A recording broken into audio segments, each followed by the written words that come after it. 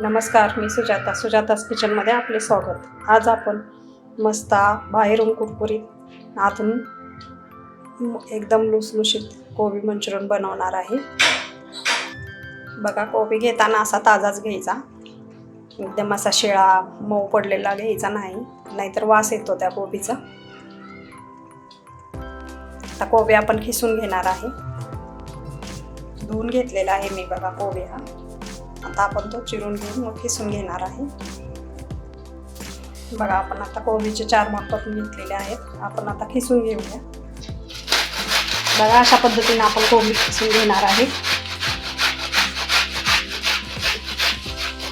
बघा, अशा पद्धतीने आपला कोबी खिसून झालेला आहे।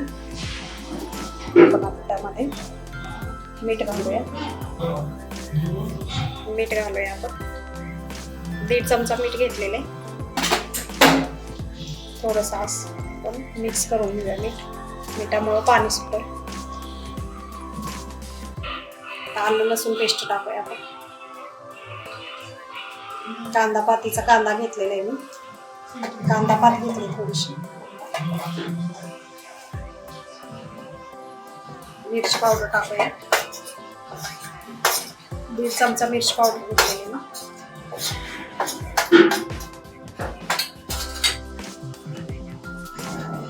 सोया सॉस, चिली सॉस, अर्धी वाटी मैदा घेतलेला आहे मी, अर्धी वाटी कॉर्नफ्लॉवर घेतलेले आहे। ते आपण आता मिक्स करूया।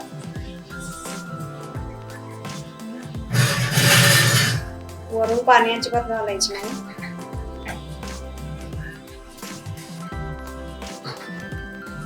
फूड कलर वगैरे मी वापरला नाही, तुम्ही वापरू शकता। जास्त पण असं आपण कणिक हे मळतो तसं नाही, एकदम असं हलक्या हातानं हे पीठ भिजवायचं मंचुरियनचं।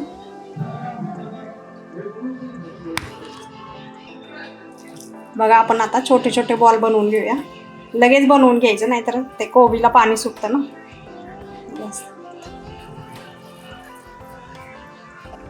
बघा, हे आपले बॉल्स बनवून झालेले आहेत। आपण आता तळून घेऊया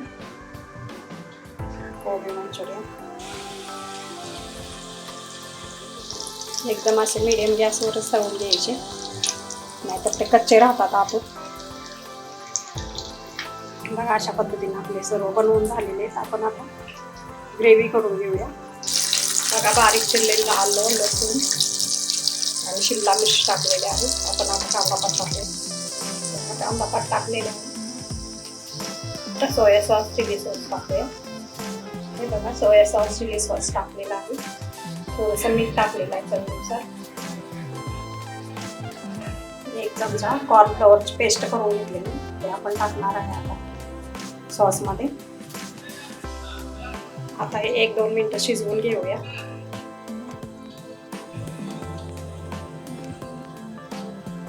बघा, अशा पद्धतीने आपले सर्व मंचुरियन बनवून झालेले आहेत। ग्रेव्ही शिजलेली आहे। आपण आता मंचुरियन मिक्स करून घेऊया। बघा, मिक्स करून झालेलं आहे आपल्या ग्रेव्हीमध्ये मंचुरियन। चला तर, अशाच नवीन रेसिपीसाठी लाईक करा, सबस्क्राईब करा, शेअर करा। धन्यवाद।